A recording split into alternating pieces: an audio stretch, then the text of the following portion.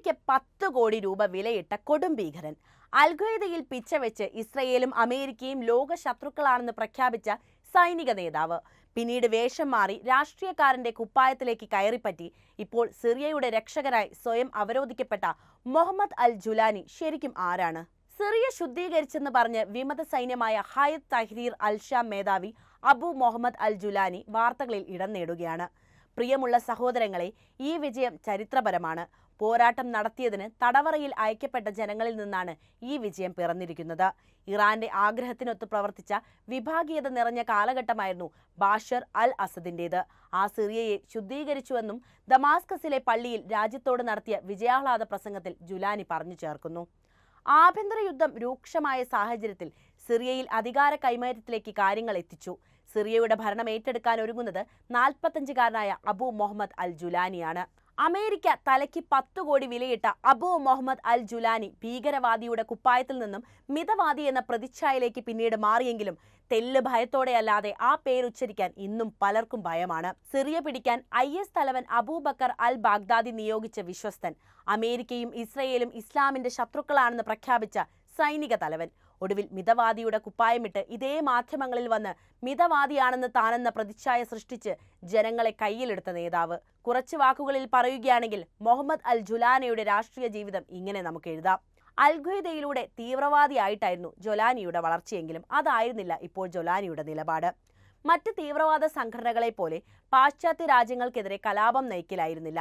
സിറിയയിൽ സ്വേച്ഛാധിപത്യത്തിൽ ആണ്ട അസദിനെ താഴെയിറക്കാൻ മാത്രമാണ് തങ്ങളുടെ ലക്ഷ്യമെന്ന് ജൊലാനി പലകുറി പറഞ്ഞിട്ടുണ്ട്. അതുകൊണ്ട് തന്നെ അതിതീവ്ര പക്ഷവാദികൾ ധരിക്കുന്ന തരത്തിലുള്ള തലപ്പാവും വസ്ത്രങ്ങളും ജൊലാനി ഉപേക്ഷിച്ചിട്ട് വർഷങ്ങൾ പിന്നിട്ടു. പകരം ഒട്ടുമിക്ക സമയങ്ങളിലും സൈന്യത്തിൻ്റെതിന് സമാനമായ വസ്ത്രമായിരുന്നു അദ്ദേഹം തിരഞ്ഞെടുത്തിരുന്നത്. ബുധനാഴ്ച അലേപ്പോയിൽ കാക്കി ഷർട്ടും പാൻറ്റും ധരിച്ചാണ് ജൊലാനി പ്രത്യക്ഷപ്പെട്ടിരുന്നത്. 1982 സൗദിയിലെ റിയാദിലാണ് ജൊലാനി ജനിച്ചത്. യഥാർത്ഥ പേര് അഹമ്മദ് അൽ ഷാറ എന്നാണ്. എണ്ണ കമ്പനിയിൽ എഞ്ചിനീയർ ആയിരുന്നു അദ്ദേഹത്തിന്റെ പിതാവ്. അതുകൊണ്ട് മെച്ചപ്പെട്ട സാമ്പത്തിക സ്ഥിതി അദ്ദേഹത്തിന്റെ കുടുംബത്തിനുണ്ടായിരുന്നു. അതുകൊണ്ട് തന്നെ മികച്ച വിദ്യാഭ്യാസം നേടാൻ അദ്ദേഹത്തിന് സാധിച്ചിട്ടുമുണ്ട്. പഠനത്തിൽ മിടുക്കനായിരുന്നു ഈ ജൊലാനി. പിതാവിന്റെ നാടായ ഡമാസ്കസിലാണ് ജൊലാനി വളർന്നത്. 2001 വേൾഡ് ട്രേഡ് സെന്റർ ആക്രമണത്തിന് ശേഷമാണ് തീവ്രവാദ ചിന്തകളിലേക്ക് ജൊലാനി ആകൃഷ്ടനാകുന്നത്. പിന്നാലെ ഡമാസ്കസിന്റെ പ്രാന്തപ്രദേശങ്ങളിലും ചർച്ചകളിലും ഒളിഞ്ഞും രഹസ്യമായും ജൊലാനി പങ്കെടുക്കാൻ ആരംഭിച്ചു. അൽ-ഖ്വയ്ദയിൽ ചേർന്ന് പ്രവർത്തിക്കണമെന്നായിരുന്നു അദ്ദേഹത്തിന്റെ വലിയ ആഗ്രഹം. അതിനാൽ 2003 ഇറാഖിൽ അമേരിക്ക അധിനിവേശം നടത്തുന്നതിന് ആഴ്ചകൾക്ക് മുൻപ് ജൊലാനി ഇറാഖിലേക്ക് എത്തിപ്പെട്ടു. ഇറാഖിൽ വെച്ച് അൽ-ഖ്വയ്ദയുമായി സഖ്യം ചേർന്നു. എന്നാൽ ഇറാഖ് സേനയുടെ കസ്റ്റഡിയിലായതിനെ തുടർന്ന് 5 വർഷം ജൊലാനി തടവിലാക്കപ്പെടുകയാണ്. അതോടെ ജിഹാദി സംഘടനയുടെ നേതാവായി വളരാനുള്ള അവസരവും ജൊലാനിക്ക് എന്നേക്കുമായി നഷ്ടപ്പെട്ടു. 2008 തടവ് ശിക്ഷ കഴിഞ്ഞ് പുറത്തിറങ്ങിയതിന് പിന്നാലെ ജൊലാനി വീണ്ടും അൽ-ഖ്വയ്ദയുടെ പ്രവർത്തനങ്ങളിൽ സജീവമായി തുടങ്ങി. അന്ന് അബൂബക്കർ അൽ ബാഗ്ദാദിയായിരുന്നു അൽ-ഖ്വയ്ദ നയിച്ചിരുന്നത്. 2011 ജന്മനാടായ സിറിയയിൽ അസദ് ഭരണത്തിനെതിരെ കലാപം പൊട്ടിപ്പുറപ്പെട്ടപ്പോൾ ബാഗ്ദാദിയുടെ നിർദ്ദേശപ്രകാരം ജൊലാനി സിറിയയിലേക്ക് തിരിച്ചെത്തി. സിറിയയിൽ ഒരു ചാവേറാക്രമണം നടത്തിക്കൊണ്ടാണ് ജൊലാനിയുടെ ഈ വരവ് അൽ-ഖ്വയ്ദ സിറിയയെ അറിയിച്ചതുപോലും. അൽ നുഷ്ര ISൽ ലയിക്കണമെന്ന് ആവശ്യപ്പെട്ടതോടെ ബാഗ്ദാദിയുമായി അദ്ദേഹത്തിന് ഇടയേണ്ടി വന്നു.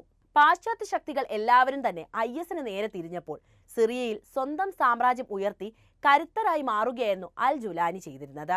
അൽ-ഖ്വയ്ദയുമായുള്ള ബന്ധം ഭാരമാണെന്ന തിരിച്ചറിവിൽ ഭീകര സംഘടനയുടെ പേര് ഹയാത്ത് തഹ്രീർ അൽ ഷാം എന്ന ആക്കി. നീളമുള്ള വസ്ത്രവും താടിയും മാറ്റി പാശ്ചാത്യ വേഷങ്ങളിൽ പൊതുവേദികളിൽ അദ്ദേഹം പ്രത്യക്ഷപ്പെട്ടു തുടങ്ങി. തുർക്കി, ഇറാഖ്, മധ്യേഷ്യ തുടങ്ങിയ വിവിധ രാജ്യങ്ങളിൽ യുവാക്കളെ റിക്രൂട്ട് ചെയ്ത് സംഘടനയ്ക്ക് കരുത്തുകൂട്ടി.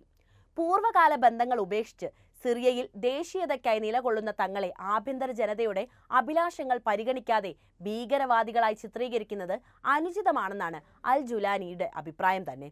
സിറിയയുടെ ഭാവി ഇനി എന്തായാലും അബു മുഹമ്മദ് അൽ ജുലാനിയുടെ കൈകളിലാണ് എന്ന് ചുരുക്കം. അതിനിടയിലാണ് 2013 അബൂബക്കർ അൽ ബാഗ്ദാദിയുമായി ജൊലാനി വഴിപിരിയുന്നത്. അതായത് പൂർണ്ണമായും അവർ വേർപിരിയുകയായിരുന്നു. ഇസ്ലാമിക് സ്റ്റേറ്റ്സിന്റെ ആമീറായി ബാഗ്ദാദിയെ പിന്തുണയ്ക്കണമെന്ന ആവശ്യം ജൊലാനി നിരസിക്കുക മാത്രമല്ല, അൽ-ഖ്വയ്ദയുടെ അയൻ അൽ സവാഹിരിക്ക് ഐക്യദാർഢ്യം പ്രഖ്യാപിക്കുകയും ചെയ്തു. അൽ നുസ്ര ഇസ്ലാമിക് സ്റ്റേറ്റിനൊപ്പം ചേരണമെന്ന ബാഗ്ദാദിയുടെ ആവശ്യവും ജൊലാനി നിരസിച്ചിരുന്നു. ജൊലാനിക്ക് സിറിയയിലെ തന്റെ അധികാരം നിലനിർത്തണമെന്നായിരുന്നു ആഗ്രഹം. അൽ നുസ്രയാണ് അൽ ഖ്വയ്ദയുടെ യഥാർത്ഥ പ്രതിനിധിയെന്ന് ജൊലാനി വാദിച്ചു. അസാദിനെ പുറത്താക്കി ശരിയത്ത് നിയമത്തിന് കീഴിൽ രാഷ്ട്രം കെട്ടിപ്പടുക്കുകയാണ് ലക്ഷ്യമെന്നും അദ്ദേഹം പ്രഖ്യാപിച്ചു. 2016 മുഖംമൂടി നീക്കി ജുലാനി ആദ്യമായി വീഡിയോയിൽ പ്രത്യക്ഷപ്പെടുന്നത്. അൽ ഖ്വയ്ദയുമായുള്ള ബന്ധങ്ങൾ ഉപേക്ഷിക്കുന്നുവെന്നും അൽ നുസ്ര പിരിച്ചുവിടുന്നുവെന്നും പ്രഖ്യാപനം നടത്തി.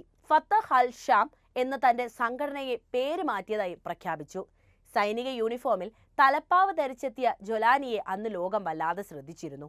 വടക്കു പടിഞ്ഞാറൻ സിറിയയിൽ ശക്തി പ്രാപിച്ച ശേഷം ജൊലാനി തന്റെ സംഘടനയുടെ പേര് വീണ്ടും മാറ്റി. ഹയാത്ത് തഹ്രീർ അൽ ഷാം എന്നാക്കി മാറ്റുകയായിരുന്നു. സിറിയയുടെ സ്വാതന്ത്ര്യത്തിനു വേണ്ടിയുള്ള സംഘടന എന്നാണ് ഇതിന്റെ അർത്ഥം പോലും. തന്റെ ലക്ഷ്യങ്ങൾ സിറിയയിൽ ഒതുങ്ങുന്നുവെന്നും അൽ ഖ്വയ്ദയുടെയും IS-ന്റെയും ലക്ഷ്യങ്ങൾ പങ്കുവെക്കുന്നില്ലെന്നും സൂചിപ്പിക്കുന്ന ചില കാര്യങ്ങൾ അദ്ദേഹം തുടർന്ന് വർഷങ്ങളിൽ ശ്രദ്ധിച്ചുകൊണ്ടേയിരുന്നു. 2017 വടക്ക് പടിഞ്ഞാറൻ സിറിയയിൽ ഫ്രീ സിറിയൻ ആർമി എന്ന ഇസ്ലാമിക് സംഘടനയുമായി ജൊലാനിയുടെ HTS കൈകോർക്കുന്നു. അസദ് സർക്കാരിന്റെ നിയന്ത്രണത്തിൽ നിന്ന് കൈവിട്ടുപോയ ഇദ്ലിബിന്റെ ഭരണം ജൊലാനി ഏറ്റെടുത്തു. ഇദ്ലിബ് മേഖലയുടെ ആമിറായി ജൊലാനി അധികാരമേൽക്കുകയും ചെയ്തു. ഇദ്ലിബിന്റെ അധികാരം നിലനിർത്താൻ ആഗ്രഹിച്ച ജൊലാനിക്ക് മുന്നിലെ മറ്റൊരു പ്രതിസന്ധി അൽ നുസ്രയ്ക്കൊപ്പമുള്ള അൽ ഖ്വയ്ദ എന്ന പേര് തന്നെയായിരുന്നു. ഒരിക്കൽ അൽ ഖ്വയ്ദയ്ക്ക് വേണ്ടി വാദിച്ചെങ്കിലും അധികാരഭ്രമത്തിൽ അതൊരു ബാധ്യതയാണെന്ന് ജൊലാനിക്ക് ബോധ്യപ്പെട്ടു. അൽ ഖ്വയ്ദയുടെ വാല് പിടിച്ച് പ്രവർത്തിക്കുന്നത് പാശ്ചാത്യ രാജ്യങ്ങൾ തങ്ങളെ ആക്രമിക്കുന്നതിലേക്ക് നയിക്കുമെന്നും ജൊലാനി ഭയപ്പെട്ടു. ഇതോടെയാണ് തന്നെ താനാക്കിയ അൽ ഖ്വയ്ദയോട് എന്നേക്കുമായി അദ്ദേഹം വിട പറയുന്നത്. തുടർന്ന് സംഘടനയുടെ പേര് ജബത്ത് അൽ നുസ്ര എന്നതിൽ നിന്ന് മാറ്റി ഫത്തേ അൽ ഷാം എന്നാക്കി മാറ്റുകയായിരുന്നു. അതിനുശേഷമാണ് സംഘടനയുടെ പേര് മാറ്റലും നടക്കുന്നത്. 2017 വീണ്ടും പേര് മാറ്റി ഇന്നുള്ള ഹയത്ത് താഹിർ അൽ ഷാം എന്നാക്കി മാറ്റുന്നത് അപ്പോഴാണ്. പുതിയ സംഘടനയ്ക്ക് അൽ ഖ്വയ്ദയുമായി യാതൊരു ബന്ധവുമില്ലെന്ന് അന്നു മുതൽ ജൊലാനി പറഞ്ഞുകൊണ്ടേയിരുന്നു. പാശ്ചാത്യ രാജ്യങ്ങൾക്കെതിരെയല്ല, അസദിന്റെ സ്വേച്ഛാധിപത്യത്തിനെതിരെ മാത്രമാണ് HTS പ്രവർത്തിക്കുന്നത് എന്നാണ് അന്നും ജൊലാനി വ്യക്തമാക്കിയിരുന്നത്. വിശ്വസനീയനായ ഒരു രാഷ്ട്രീയ നേതാവാകാനുള്ള സ്വപ്നങ്ങളായിരുന്നു ആ ചെറുപ്പക്കാരനെ പിന്നീട് മുന്നോട്ട് നയിച്ചിരുന്നത്. വിഘടിച്ചു നിന്നിരുന്ന വിമതരെയൊക്കെ HTSൽ ഏകീകരിച്ച് ശക്തി നേടുകയായിരുന്നു പിന്നീട്. പാശ്ചാത്യ രാജ്യങ്ങളുടെ എതിർപ്പ് ശക്തമായപ്പോൾ 2021 ജൊലാനി വീണ്ടും ക്യാമറയ്ക്ക് മുന്നിലെത്തപ്പെട്ടു. അമേരിക്കൻ മാധ്യമപ്രവർത്തകന് നൽകിയ അഭിമുഖത്തിൽ പടിഞ്ഞാറൻ രാജ്യങ്ങൾക്ക് ഒരു കാലത്തും തങ്ങൾ ഭീഷണിയല്ലെന്നും സിറിയയുടെ മോചനമാണ് ലക്ഷ്യമെന്നും അദ്ദേഹം വ്യക്തമാക്കി. ഒന്നുകൂടി അദ്ദേഹം പറയാൻ മറന്നില്ല, പടിഞ്ഞാറൻ ആശയങ്ങളെ ഞങ്ങൾ വിമർശിച്ചിട്ടുണ്ട്, പക്ഷേ അതിന് യുദ്ധത്തിന്റെ ഭാഷയില്ല. ഇപ്പോഴത്തെ വിമത മുന്നേറ്റത്തിനിടെ അലപ്പോയിൽ അതിക്രമം കാട്ടിയ സഖാംഗങ്ങളെ ജുലാനി ശാസിച്ചെന്നും ന്യൂനപക്ഷങ്ങളടക്കമുള്ള എല്ലാ വിഭാഗങ്ങളെയും ഉൾക്കൊള്ളുന്നതായിരിക്കണം പുതിയ സിറിയയെന്ന് അഭിപ്രായപ്പെട്ടെന്നും മാധ്യമങ്ങളിൽ റിപ്പോർട്ട് വന്നിട്ടുണ്ട്. ജൊലാനിയുടെ യഥാർത്ഥ വഴിയറിയാൻ ഇനിയും നമ്മൾ കാത്തിരിക്കേണ്ടതുണ്ട്. COVID-19, റഷ്യ-ഉക്രൈൻ യുദ്ധം, ഇഡ്ലിബിലെ പ്രശ്നങ്ങൾ എന്നിവ ഉൾപ്പെടെയുള്ള കാരണങ്ങളാൽ 5 വർഷത്തോളം HTSന്റെ പ്രവർത്തനം അത്ര സജീവമായിരുന്നില്ല. ഇതിനുശേഷം HTS തങ്ങളുടെ പ്രവർത്തനങ്ങൾ കൂടുതൽ ഊർജ്ജസ്വലമാക്കി നടത്തിക്കൊണ്ടിരുന്നു. ലബനനിലെ മാധ്യമ സ്ഥാപനമായ അൽ മനാറിന്റെ റിപ്പോർട്ട് അനുസരിച്ച് പ്രാദേശിക ഭരണത്തിൽ ശ്രദ്ധ കേന്ദ്രീകരിച്ചാണ് അവർ സിറിയയിൽ പ്രവർത്തനങ്ങൾ വേരുറപ്പിച്ചത്. HTSന്റെ പുനർജീവനം ചില വിമർശനങ്ങൾക്കും ഇടയാക്കിയിട്ടുണ്ട്.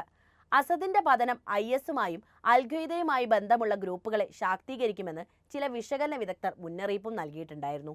നിലവിൽ സിറിയയിലെ ഏറ്റവും ശക്തമായ സായുധ പ്രതിപക്ഷ സേനയാണ് ഹയത്ത് തഹ്രീർ അൽ ഷാം, അതായത് HTS. അസദിന്റെ ഭരണത്തെ അട്ടിമറിക്കുകയും ജനങ്ങൾ തെരഞ്ഞെടുത്ത ഒരു കൗൺസിലൂടെ സർക്കാർ രൂപീകരിക്കുകയുമാണ് ഈ വിപ്ലവത്തിന്റെ പ്രാഥമിക ലക്ഷ്യമെന്ന് CNN നൽകിയ അഭിമുഖത്തിൽ ജുലാനി പറഞ്ഞിട്ടുണ്ട്. സിറിയയുടെ പൂർണ്ണ നിയന്ത്രണം വിമതരുടെ കയ്യിലായതോടെ തിരശീല വീണത് ആഭ്യന്തര യുദ്ധത്തിനിടെ ഛിന്ന ഭിന്നമായി കഴിഞ്ഞ രാജ്യത്തിന്റെ അധികാരം കൈവിട്ടു പോകാതിരിക്കാൻ പ്രസിഡന്റ് ബഷർ അൽ അസദ് 14 വർഷമായി നടത്തിക്കൊണ്ടിരുന്ന ഒരുപാട് ശ്രമങ്ങൾക്കു കൂടിയാണ്. പിതാവ് ഹാഫിസ് അൽ അസദിന്റെ പിന്തുടർച്ചാവകാശിയായി 2000 നേത്രരോഗ വിദഗ്ധൻ കൂടിയായ ബഷർ അൽ അസദ് സിറിയൻ പ്രസിഡന്റായി സ്ഥാനാരോഹിതനാകുന്നത്. സിറിയയിൽ കാര്യമായ മാറ്റങ്ങൾ കൊണ്ടുവരാവുന്ന ഭരണാധികാരിയെന്ന് ജനങ്ങൾ കരുതിയ അദ്ദേഹത്തിനെതിരെ പിന്നീട് വലിയ പ്രക്ഷോഭങ്ങൾ തന്നെ നടന്നിട്ടുണ്ട്. ഒടുവിലിതാ അദ്ദേഹം പടിയിറങ്ങിയിരിക്കുന്നു. ഇറാഖിൽ നിന്ന് 6 പേരുമായാണ് ജുലാനി തന്റെ സംഘടനയ്ക്ക് രൂപം കൊടുത്തിരുന്നത്. എന്നാൽ ഒരു വർഷത്തിനുള്ളിൽ ആ അംഗസംഖ്യ 5000 ഉയർന്നു. ബാഗ്ദാദി കൊല്ലപ്പെട്ടതിനെ തുടർന്ന് ഇസ്ലാമിക് സ്റ്റേറ്റ് തകർന്നുപോയി. ഇതിനുശേഷം 2022 വടക്കു പടിഞ്ഞാറൻ സിറിയൻ പ്രവിശ്യയായ ഇഡ്ലിബിൽ HTS പ്രവർത്തനം വ്യാപിപ്പിക്കുകയാണ്. സാൽവേഷൻ ഗവൺമെന്റ് എന്ന പേരിൽ ഒരു സിവിലിയൻ ഭരണകൂടത്തിന് ജലാനി തന്നെയാണ് രൂപം നൽകിയത്. ഇപ്പോഴിതാ വർഷങ്ങളായി ജലാനി മാധ്യമങ്ങളോടും പാശ്ചാത്യരോടും പറഞ്ഞുകൊണ്ടിരുന്നത് ചെയ്തു കാണിക്കുകയാണ്. അപ്പോൾ ഈ വിഷയത്തിൽ നിങ്ങളുടെ അഭിപ്രായം എന്തായാലും കമൻറ്റിൽ കുറിക്കൂ. ഒപ്പം ഈ അറിവുകൾ എല്ലാവരിലേക്കും എത്താനായി വീഡിയോ ഒന്ന് ലൈക്ക് ചെയ്യാനും ഷെയർ ചെയ്യാനും പ്രത്യേകം ശ്രദ്ധിക്കുമല്ലോ.